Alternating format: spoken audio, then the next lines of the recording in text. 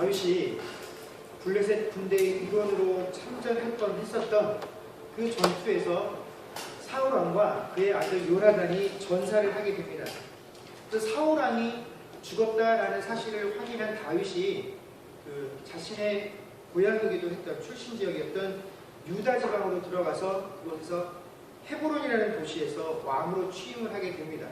그래서 그곳에서 왕으로 역할을 시작을 하게 되는데, 그때만 해도 다윗의 통치는 이스라엘 전체에 뭉치는 것이 아니라 유다 지파와 베냐민 지파에게만 미치는 것이었고, 나머지 지파들은 여전히 사울 왕의 또 다른 아들이었던 이스보셋에 의하여 통치를 받게 되죠.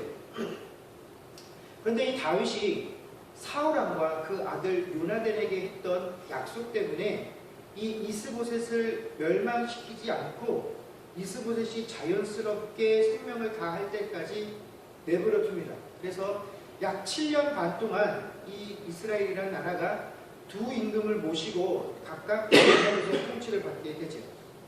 7년 반의 시간이 더 흐른 뒤에 이 이스보셋이 죽고 그제서야 다윗이 진정한 이스라엘의 왕이 되어서 이스라엘 전체를 통치하기 시작합니다.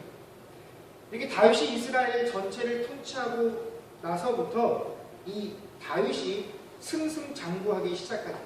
그래서 아직까지도 그 이스라엘 영토 내에 남아 있었던 그 가나안 7 족속들을 다 진멸하고 밖으로 영토를 넓혔을 뿐만 아니라 끊임없이 이스라엘을 침공하고 있었던 그 블레셋의 침략을 다 막아내는 것을 통해서 이 이스라엘이라는 나라가 점점 부강해지기 시작합니다. 그래서 이렇게 다윗을 통해서 하나님께서 이루어 가시는 그 과정들을 성경에 뭐다라고 표현을 하냐면, 사무엘하 5장 10절 말씀을 보면 만군의 하나님 여호와께서 함께 하시니 다윗이 점점 강성하여 가니라 라고 이야기하고 있습니다.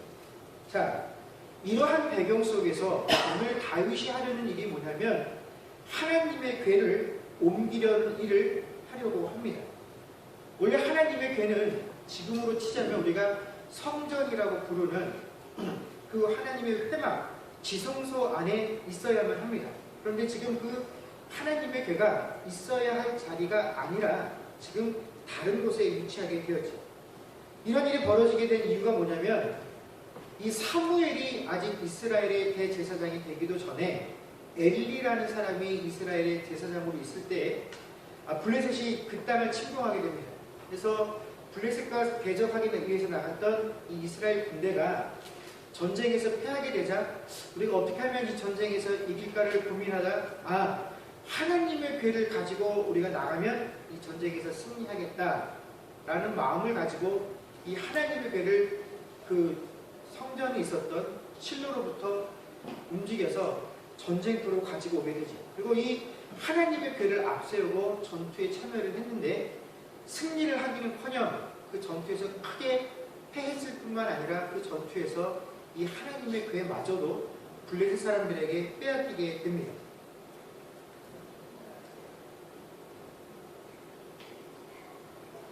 이렇게 블레셋 사람들에게 빼앗겼던 하나님의 궤가 7개월 만에 다시 이스라엘 땅에 돌아오게 되는데, 이스라엘의 베스메스라는 지역으로 돌아오게 되죠.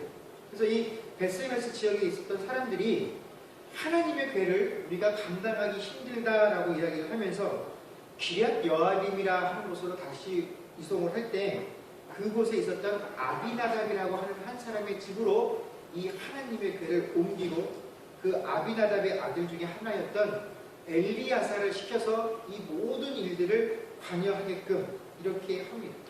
그래서 이 궤가 바로 이 엘리야사, 아비나답의 집에 머물러 있은 지 약 70년 정도의 시간이 흐르고 난 것이 바로 오늘 이 다윗이 그 하나님의 궤를 원래 자리로 옮겨야 되겠다라고 하고 생각을 하고 이 일을 시작하게 된 동기입니다.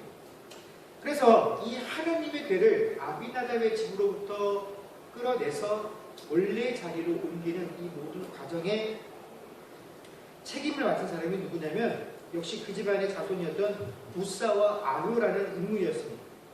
그런데 이 사람들이 이 하나님의 궤를 움직일 때 뜻하지 않은 사건이 하나 발생하게 되죠. 이 하나님의 궤를 실은 수레, 이 수레를 끌고 있었던 소가 낙원의 타작마당이라는 곳에 이르러서 갑자기 날뛰기 시작을 합니다. 그래서 우사가 손을 들어서 어떻게 합니까? 그 괴를 붙잡게 되죠. 그런데 오늘 저희가 읽었던 7절 말씀에 보면 여호와 하나님이 우사가 잘못함으로 말미암아 진노하사 그를 그곳에서 치시니 그가 거기 하나님의 괴 곁에서 죽으리라 라고 되어 있습니다.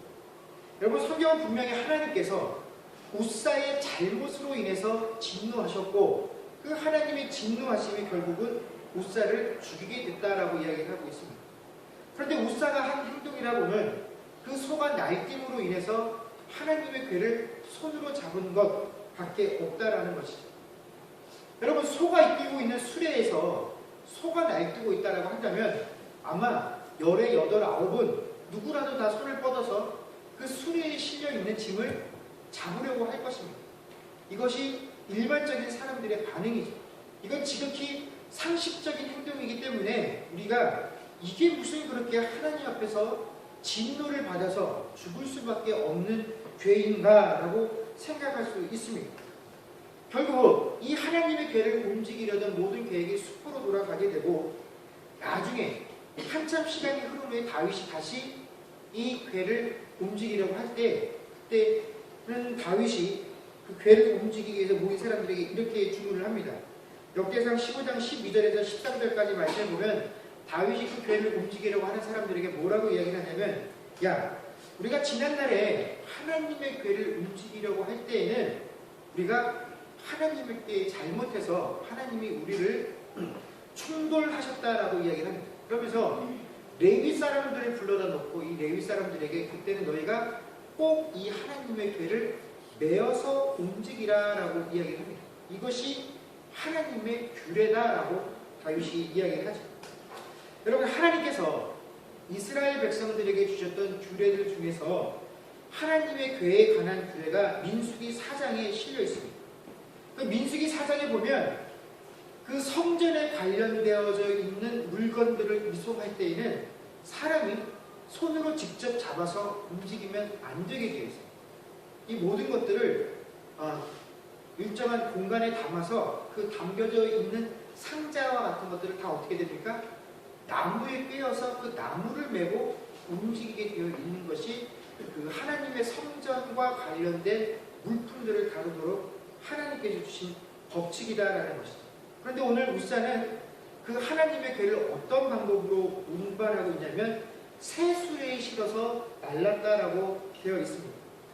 물론 수레에 실어서 하나님의 괴를 움직이는 것, 이것이 하나님께서 정하신 법칙이 아니기 때문에 잘못된 것이면 분명합니다. 그런데 단순히 하나님께서 그 한 가지 행동, 한 가지 사건만을 가지고 과연 이 우사를 치셨느냐? 그것은 아니다라는 것이죠. 이 한 가지 행동 때문에 하나님께서 우사를 진노하셔서 그를 벌하신 것이 아니다라는 것입니다. 그것을 우리가 어떻게 알 수 있냐면 제가 아까 처음에도 말했던 것처럼 이 하나님의 괴가 약 7개월 정도 블레셋 지역에 있었다라고 이야기를 했습니다. 그런데 이 블레셋에 머물고 있었던 하나님의 괴가 어떻게 이스라엘 땅으로 다시 돌아왔냐면 그때에도 이 블레셋 사람들이 하나님의 그 규례를 모르기 때문에 자신들이 생각할 때 가장 신성한 방법이었던 좋은 수레를 마련하고 또 아직까지 한 번도 멍에를 메어보지 않았던 그런 좋은 소를 그 수레에 메어서 거기다 하나님의 괴를 실어서 돌려보냈습니다. 그런데 이 하나님의 괴와 관련해서 또 어떠한 법칙이 있냐면 여러분, 이 하나님의 괴를 메어서 운반하는 레위 사람들도요, 하나님의 괴를 눈으로 직접 봐서는 안 됩니다. 이 하나님의 괴를 일반 사람들이 눈으로 직접 볼 수 없도록 이 하나님의 괴를 다른 그 천으로 덮어야 되는데 이 천으로 덮는 행위는 누구만 할 수 있냐면 대제사장들만 할 수가 있습니다. 그러니까 레위인들이라고 해서 그냥 그 괴를 메어서 움직일 수 있는 것이 아니죠. 그런데 이 이스라엘 땅에 돌아온 이 하나님의 괴를 처음 발견한 사람들은 그냥 일반의 공중에 노출되어 있는 하나님의 괴를 자신들의 눈으로 다 확인을 했다라는 것입니다. 그런데 그때 하나님께서 하나님의 괴를 일반 백성들이 봤다고 해서 그들에게 진노하셔서 그들을 죽이시지 않았다라는 것입니다. 그리고 이 궤를 아비나답의 집으로 옮길 때 레위인들이 옮겼는데 이것들을 대제사장들이 성물로 덮지 않고 그냥 옮겼어도 그때 그 레위인들 역시 죽지 않았다라는 것입니다. 그렇기 때문에 단순히 하나님께서 우사가 그 궤를 메어서 움직여야 하는 그 방법 하나를 어겼기 때문에 하나님의 진노를 산 것은 아니다라는 것입니다. 여기에는 하나님께 그가 죽을 수밖에 없었던 더 근본적인 이유가 존재한다라는 것이죠. 그것이 뭐냐면 2절을 보면 다윗이 이 하나님의 궤를 옮길 때 그의 처음 계획이 뭐였냐면 메어서 나오는 것이 그의 뜻이었다라는 것입니다. 2절 말씀을 보면 다윗이 일어나 자기와 함께 있는 모든 사람들과 더불어 바알레 유다라고 와서 거기서 하나님의 궤를 메어 오려 하니 라고 되어 있었는데 3절에서 실제로 그 궤가 아비나답의 집에서 나올 때는 어때요? 새 수레에 실려서 나오게 되더라라는 것입니다. 어떻게 해서 이런 일이 벌어지게 되었느냐? 하나님의 궤를 움직여야 되는 하나님의 규례가 있음에도 불구하고 그 하나님께서 정해주신 규례보다 무엇이 우선시 되었냐면 우사가 가지고 있었던 경험들과 우사가 가지고 있었던 의견이 더 많이 반영되었고 사람들이 그것을 따라서 움직이게 되었다라는 것이죠. 여러분 우사의 생각에 70년 동안 이 하나님의 궤가 자신의 집에 머물러 있었다라는 것입니다. 이 궤가 우리 집에 머물러 있는 동안에 우리가 이 궤로 인해서 복을 받고 또 그 70년 동안 우리 가족들에 의해서 이 궤가 보살핌을 받았기 때문에 이 하나님의 궤에 대해서 우리만큼 더 잘 아는 사람, 어떻게 감당해야 되는지에 대해서 더 잘 아는 사람은 없다라는 것이 은연중에 이 우사의 마음속에 자리 잡게 되었다라는 것이죠. 여러분 원래 이 하나님의 궤는 대제사장들만 다루어야 하는데 대제사장 집안도 아닌 우사의 집안이 이 일들을 감당할 수 있었다라는 것이 우사라 하여금 야 봐라 대제사장 가문 출신도 아닌 내가 이것들을 감당할 수 있었다라는 것만 봐도 내가 우리 집안이 그들보다 하나님 앞에 더욱더 특별한 존재다라고 그가 마음을 먹게 되었고 실제로 이스라엘의 많은 백성들이 그렇게 우사의 말을 신뢰하고 있었다라는 것입니다. 그래서 우사가 하나님께서 주신 규례를 번복하고 다윗의 뜻을 어기고 자신의 의견을 제시했을 때 누구도 그것에 대해서 반대하지 못했다라는 것이죠. 또 우리 성경을 한번 보십시오. 단지 소가 날뛰었다라고 되어 있기는 하지만 그 궤가 그것으로 인해서 떨어질 뻔했다라는 이야기는 없습니다. 단지 뭡니까? 소가 날뛰니까 당연히 그 날뛰므로 인해서 충격을 받고 이 하나님의 궤가 떨어질 수도 있을 것이다 라는 그 생각이 몸으로 먼저 반응을 하게 만들었다라는 것이죠. 왜 그렇습니까? 소가 날뛰는 모습을 보면서 우사의 눈에는 이미 하나님의 궤가 불안하고 또 떨어질지도 모른다라는 그런 마음이 그의 마음속에 이미 자리 잡았다라는 것입니다. 그래서 내가 손을 뻗어서 이 하나님의 궤를 붙잡아주지 아니하면 이 궤가 그 자리를 지키지 못하고 떨어질 것만 같아서 자신도 모르게 손을 내밀게 되었다라는 것이죠. 이미 우사의 마음속에 자신과 하나님의 관계가 어떻게 정립이 되어 있냐면 내가 흔들릴 때에 나를 붙잡아 주시는 존재가 하나님인 것이 아니라 어떻게 해요? 내가 하나님을 붙잡아 주지 아니하면 하나님이 흔들릴 수 있다라는 것이 바로 이 우사가 가지고 있었던 생각이다라는 것입니다.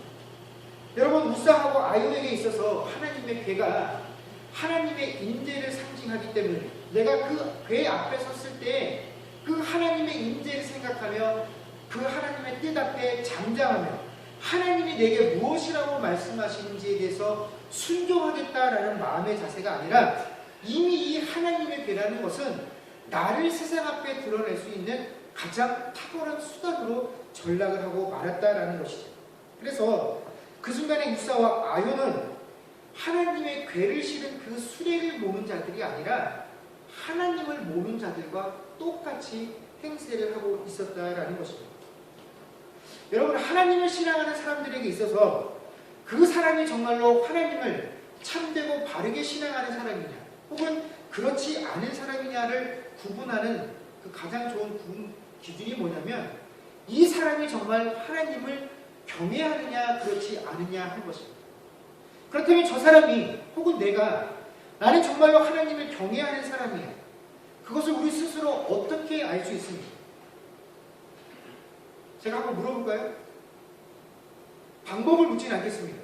아마 제가 여러분들에게 하나님을 경외하십니까? 라고 말을 하면 나름대로 다 그렇다라고 대답들을 하시고 인정들을 하실 것입니다. 그렇다면 도대체 내 무엇을 보아서 내가 하나님을 경외하는 사람이다라고 내 스스로 대답할 수 있겠느냐 하는 것입니다.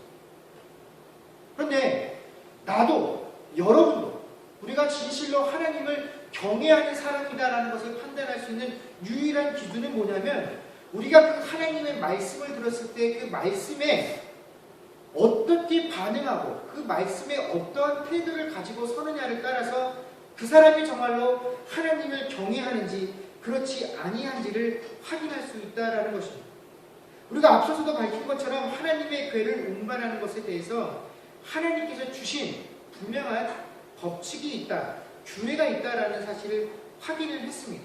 그런데 그 하나님이 주신 그 규례와 규칙들이 사람의 생각들과 경험에 의해서 너무나 쉽게 번복되어지고 버려지는 것, 여러분 이것은 결코 하나님을 경외하는 자의 모습이다라고 말할 수 없다라는 것이죠.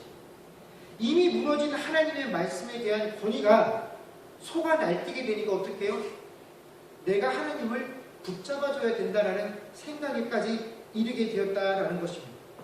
여러분, 물론 이런 우사의 행동이 악의가 없었다라는 것을 저도 알고 하나님도 아셨습니다. 분명히 우사는 선한 의도들을 가지고 그런 행동들을 했을 것입니다. 그런데 여러분 우리가 하나님 앞에서 분명히 알아내야 될 사실은 뭐냐면 내 의도가 선했느냐 그렇지 않느냐 하는 것은 중요하지 않다라는 것입니다. 내가 하나님의 일을 이루기 위해서 얼마나 충분한 계획들을 가지고 내가 얼마나 준비가 되어 있느냐 하는 것이 하나님 앞에서 전혀 중요한 요소가 아니다라는 것입니다. 우리가 하나님 앞에 서서 그 하나님의 말씀을 들을 때 있어서 정말로 중요한 것은 내 의도가 아니라 하나님의 의도가 무엇인지를 아는 것이 중요하다라는 것이고 하나님의 의도가 무엇인지를 알고 그 하나님의 의도와 법 앞에 내가 순종할 수 있는 것, 그것만이 우리가 하나님 앞에서 정말로 필요되어지는 모습이다라는 것입니다. 이렇게 내가 선한 의도를 가지고 뭔가를 한다라고 한다면 하나님께서 그 일에 복을 내려주실 것이고 그 의도를 가지고 하면서 내가 조그만 실수들을 한다고 할지라도 하나님께서 충분히 감안해 주실 것이야 라고 생각하는 우리들의 이 생각은 사람들마다 조금의 차이는 있지만 누구에게나 다 존재하는 마음들입니다. 오늘 본문 말씀에 보면 다윗에게도 이런 마음이 있었다라는 것입니다. 여러분 하나님의 괴를 옮기려는 다윗의 계획은 누가 보아도 옳은 것이었습니다. 정말로 다윗이 그런 일들을 한다고 한다면 하나님께서 정말 기뻐하실 것이야 라는 그 의견에 누구도 다른 반론을 제기할 수 없었을 것입니다. 하나님의 괴가 원래 있어야 할 자리에 있지 아니하고 지금 다른 곳에 있다라는 것만으로도 스스로 경건하다라고 여기는 사람은 아마 그 사실에 대해서 하나님 앞에 부끄러운 마음들을 여기게 될 것입니다. 야, 우리가 지금까지 그 하나님의 괴가 그렇게 방치되어 있었는데도 우리가 아무 행동도 아무런 액션도 취하지 못하고 있었구나. 근데 이제서야 우리가 이 일을 하게 됐으니 하나님 정말 저희가 하나님 앞에 부끄럽습니다. 이제서라도 하게 돼서 참 큰 다행입니다 라고 생각을 하게 될 것이다 라는 것입니다. 그런데 여러분 우리는 도대체 무엇을 기준으로 해서 지금 다윗이 하고 있는 이 행동이 정당하다라고 판단을 하고 무엇을 근거로 해서 다윗이 이 일을 할 때 하나님께서 기뻐하실 것이다 라고 생각을 하고 있습니까? 정말로 하나님의 괴가 그 지성소에 있지 아니하고 다른 곳에 존재하는 것으로 인해서 하나님께서 영광을 받지 아니하시고 만약에 불편함을 느끼고 거룩함을 느끼지 못했다라고 하신다면 그것으로 인해서 가장 분노하실 분이 누구시겠습니까? 하나님이십니다. 그렇다면 하나님께서 그것으로 인하여 불편함을 느끼시고 영광을 받지 못했다라고 여기신다면 아마 이 일을 해결하기 위해서 가장 먼저 간섭하실 분이 또한 누구시겠습니까? 하나님이시다라는 것입니다. 그런데 그 하나님께서 70년간 그 괴가 아비나답의 집에 머물도록 남겨두셨음에도 불구하고 하나님은 하나님의 일을 하나님이 계획하신 것들을 이루어 나가실 때 아무런 문제가 없었다라는 것입니다. 그 사이에 제사장이 바뀌었고 왕이 바뀌었고 이제 하나님께서 기름 부어 세우신 그 다윗을 통해서 하나님의 나라와 하나님의 왕권을 세워가시고 그를 통해서 이 나라가 점점 강성해지는 그 표현을 하나님께서 함께 하시기 때문이다라고 성경이 표현할 만큼 하나님은 지금 되어지는 모든 것들을 통해서 왕성하게 사역을 하시며 또한 그 되어지는 것들을 통하여 이미 충분히 영광을 취하고 계신다라는 것입니다.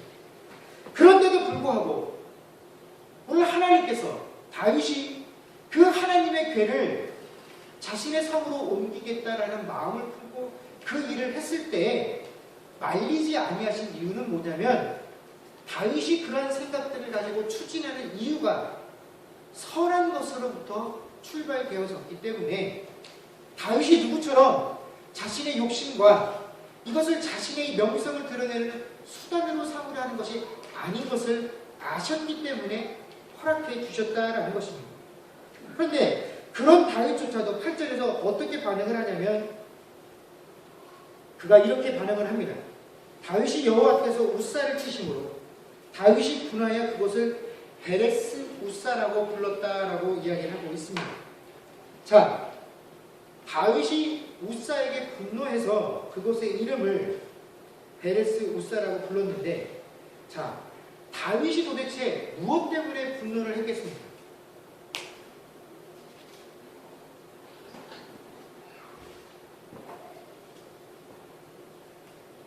만약에 다윗이 이 일들을 하는데 우사가 잘못해서 우사가 함부로 하나님의 뜻과 법칙을 어기고 그 궤를 메었어야 하는데 그 궤를 자기 수레에 싣고 나오는 거라요. 그리고 어떤 상황 가운데서도 함부로 그 궤에 손을 대면 안 되는데 손을 대었기 때문에 일이 이렇게 어렵게 되어졌구나 라고 생각을 했다라고 한다면 다윗은 분노를 해서는 안 되죠. 어떻게 됩니까? 하나님 앞에 회개를 해야 정상입니다. 하나님, 우사가 그렇게 하도록 만든 하나님의 법칙과 규례가 무엇인지 제가 분명하게 알고 있음에도 불구하고 제가 우사가 그렇게 해야 한다는 그 말에 그 사람의 권위에 눌려서 하나님의 말씀대로 하지 못했습니다. 그래서 이러한 일이 벌어지게 되었습니다. 그래서 하나님을 진노케 만들었습니다. 하나님, 저를 용서해 주십시오 라고 하는 게 정상입니다. 그런데 오늘 이 다윗이 분노했다는 것은 뭡니까? 우사에게 화를 낸 것입니다.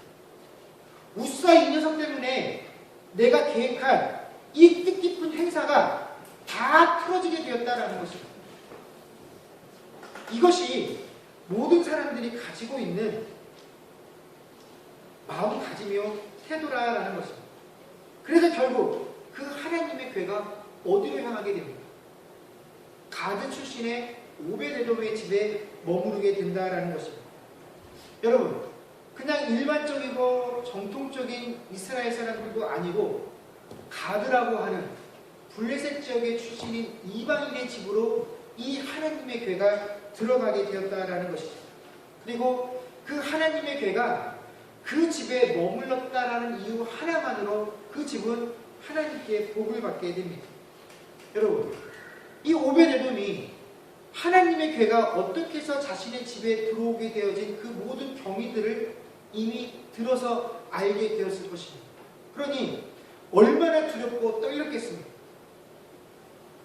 아브라함의 후손이라고 말하는 그들도 함부로 대할 수 없는 게 이 하나님의 궤인데 이방인 출신인 내가 조금이라도 소홀하면 조금만 잘못되면 나 역시 하나님 앞에 죽지 않겠느냐 생각하지 않았겠습니까? 이 오벳에돔이 하나님의 궤를 자신의 집 앞에 들여놓고 할 수 있었던 것은 그냥 두려움과 떨림으로 그 하나님의 궤를 바라보는 것 외에는 아무것도 할 것이 없었다라는 것입니다.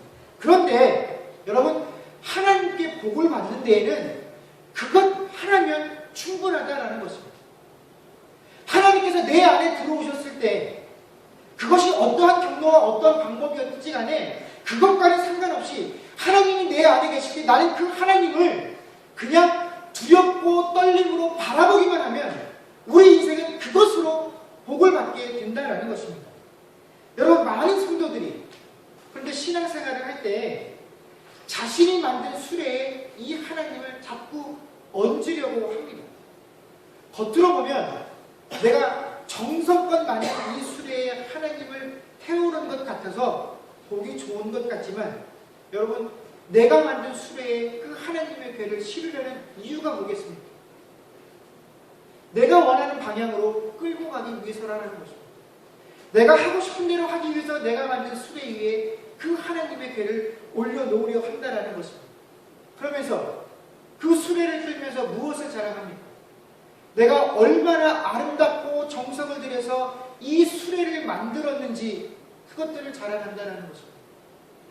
내가 이 수레를 끌고 있다는 사실을 자랑한다는 것입니다. 얼마 동안이나 이 하나님의 괴가 우리 집안에 머물러 있었는지 그것들을 자랑하고 그것들로 인해서 사람들 앞에 인정받으며 영광을 취하려 한다는 것입니다. 여러분, 그러나 그 수레를 만들려고 하는 행위, 그 수레에 하나님의 괴를 실으려고 하는 그 행위는 결단코 하나님을 경외하는 모습이 될 수 없다는 것입니다. 오히려 인간들이 계획하고 인간들이 준비하는 그것들, 이렇게 하면 하나님께서 영광을 받으시겠지, 이렇게 하면 하나님께서 기뻐하시겠지 하는 사실 그 대부분의 것들이 오히려 하나님의 영광을 가릴 뿐만 아니라 하나님을 기쁘시게도 할 수 없는 행위일 때가 많이 있다라는 것입니다.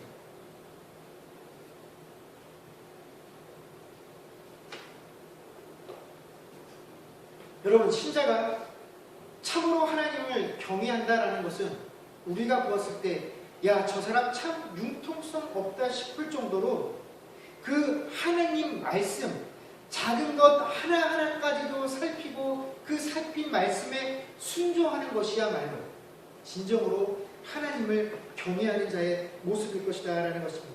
여러분, 우리가 신앙생활을 하면서 하나님 앞에 섰을 때 아무리 선한 의도를 가지고 내가 아름다운 것을 만들었다 할지라도, 그래서 내가 만든 그 수레 위에 하나님의 괴를 절대로 얹지 마십시오. 반대로 하나님의 괴에 우리들의 마음을 얹어야 합니다.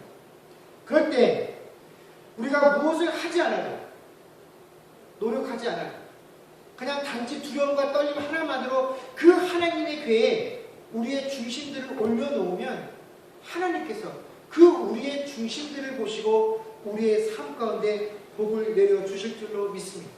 여러분, 그것이 우리가 하나님을 신앙합니다라고 하면서 하나님을 경외합니다라고 고백하는 자들이 얻을 수 있는 유일한 복의 근거다라는 것입니다. 여러분, 우리가 참으로 하나님을 경외하는 자들이 될 수 있기를 주의 이름으로 간절히 축원합니다. 그래서 그 하나님을 경외하는 자들만이 누릴 수 있는 그 하나님의 놀라운 복들을 실제로 이 땅 가운데서 받고 누리며 살 수 있는 저와 여러분이 될 수 있기를 다시 한번 주의 이름으로 간절히 축원합니다. 기도하겠습니다.